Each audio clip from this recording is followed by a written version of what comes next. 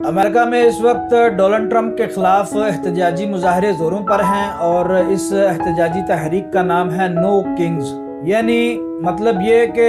American عوام کا کہنا ہے کہ ہمیں ایک نارمل ڈیموکریٹک پریزیڈنٹ چاہیے، ایک ایسا پریزیڈنٹ جو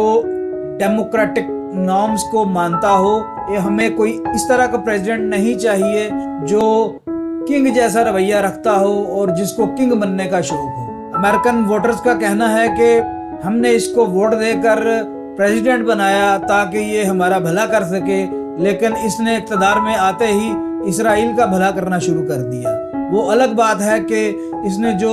جنگ مسلط کی ایران کے اوپر، اس سے نہ اسرائیل کا بھلا ہو رہا ہے اور امریکہ تو نقصان اٹھا ہی رہا ہے۔ ایک بات آپ یاد رکھیں کہ امریکہ میں ووٹر ایک بہت بڑی طاقت کا نام ہے، کیونکہ وہ ایک بہت بڑی ڈیموکریٹک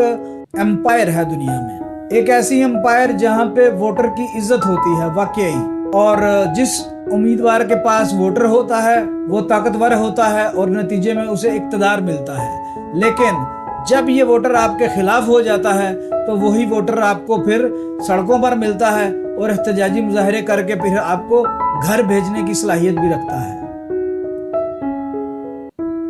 عجم ٹی وی کو سبسکرائب کیجئے، ویڈیو کو لائک کیجئے، شیئر کیجئے اور کمنٹ سیکشن میں اپنی رائے کا اظہار ضرور کیجئے۔